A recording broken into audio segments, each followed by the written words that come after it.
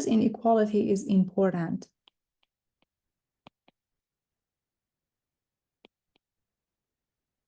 Because remember that you try to approximate functions using power series. So you end up with some error. The Taylor's inequality tells you that if the absolute value of the nth plus 1 derivative of function f is less than or equals to m, it means that it has an upper bound. For absolute value of x minus a less than or equals to d, then we have some relation for the remainder. Then the remainder are n of x of the Taylor's expansion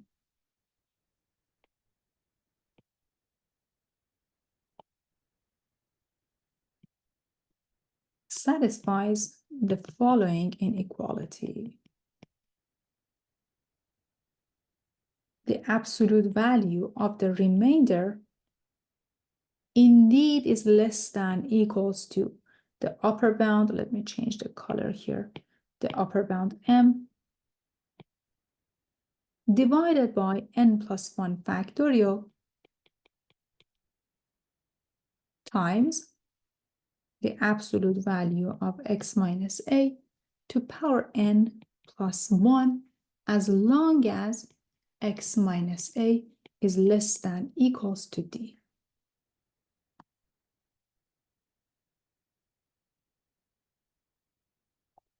How do we use this inequality? Let us take a look at one example.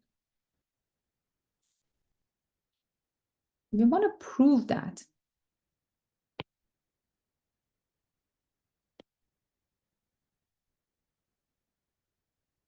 the function f of x is e to the x is basically equal to the sum of its Maclaurin series.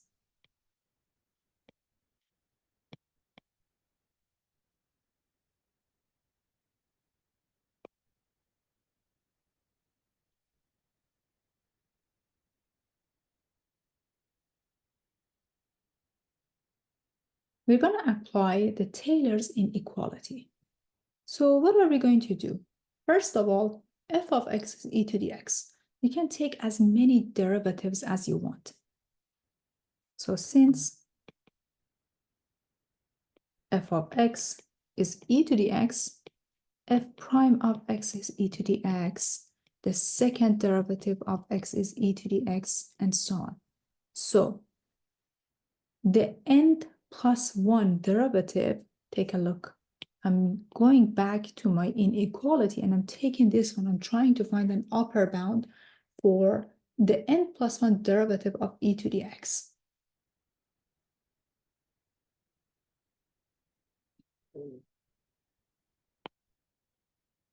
So since the nth plus 1 derivative of x, which is the nth plus 1 derivative of e to the x, is equal to e to the x, as long as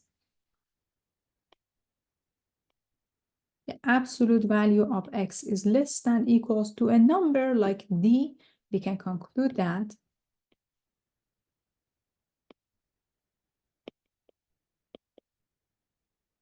the absolute value of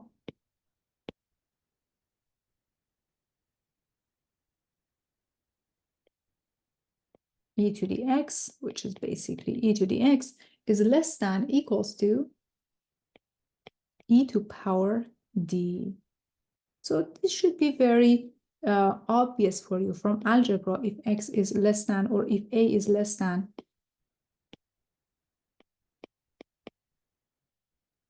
or equal to b, then e to the a is less than equals to e to the b. This is the properties of exponential function.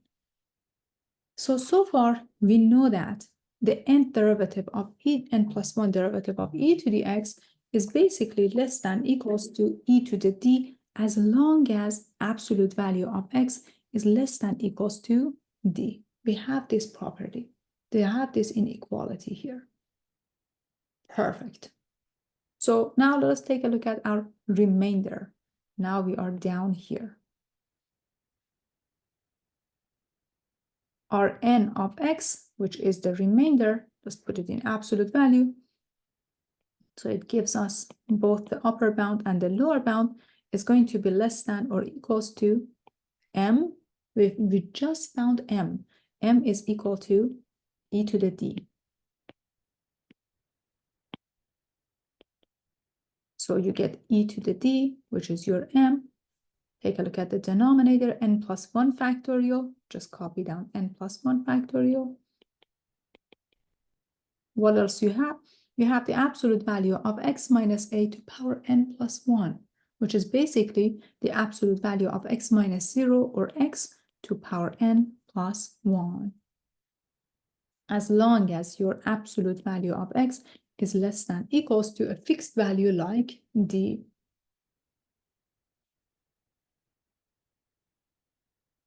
But what if n goes to infinity? If we take the limit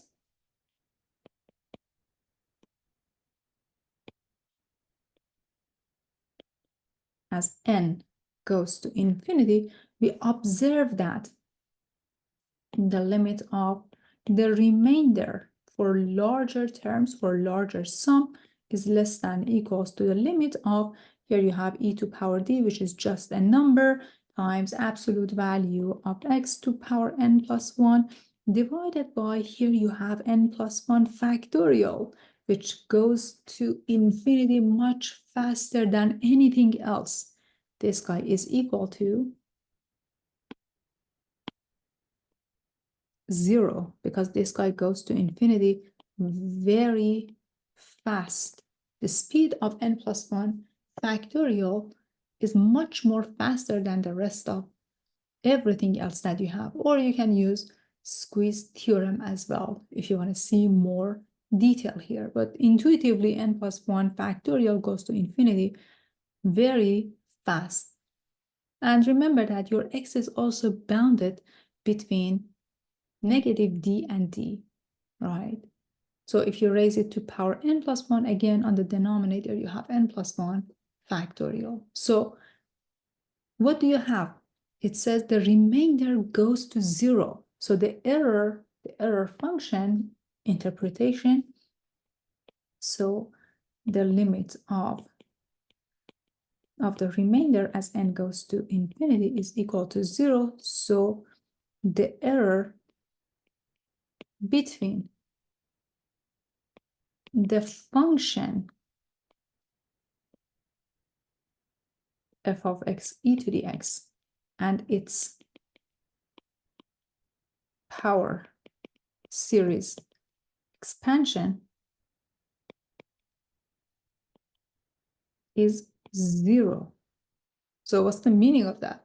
It means that we just proved that f of x equals to e to the x is equal to the sum of its Maclaurin series. So you can write it down this way. So e to the x indeed is equal to the summation of x to power n divided by n factorial, n start from 0 goes to infinity for all x values.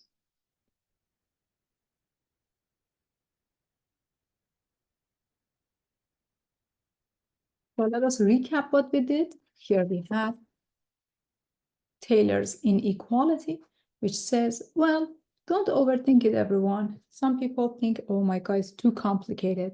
It says, as long as you find an upper bound for the n plus 1 derivative of the function, and your x minus a is bounded between two values like d and negative d, then the remainder, or which is the error, as you remember, we define error very simple. The remainder is the difference between the actual function and the power series expansion. We basically can write it this way. For f of x, if you write Taylor series expansion, you might end up with an error, which is not exactly the equality between f and the Taylor's expansion. So this guy is an error that you have error function. Taylor's inequality guarantee that if you take the n+1 derivative of the function and it has an upper bound, indeed you can find an upper bound for your error function. So this error function has upper bound this way. If the error function goes to 0, it means that this term disappears, this term vanishes. So f of x is indeed equals to its Taylor expansion. We showed that for e to the x, since if it has an upper bound, like e to power d, if you take infinitely derivative of e to the x, the derivatives are all the same. So as long as your x is bounded between a number, you can show that the exponential function e to the a is less than equals to e to the b. So basically, you can easily find an upper bound for your exponential function when you're taking infinitely many derivative of that function. So the error is less than equals to e to power d, absolute value of x to power n+1 divided by n+1 factorial. But when we are taking the limit as n goes to infinity, we see that this quantity vanishes. It goes to 0. So it means that the error goes to 0. It means that f of x, which is equal to Tn of x plus Rn of x, this term disappears. This is just becomes 0 for large sums. So f of x is indeed equal to its Taylor's expansion, in this case, the Maclaurin's expansion.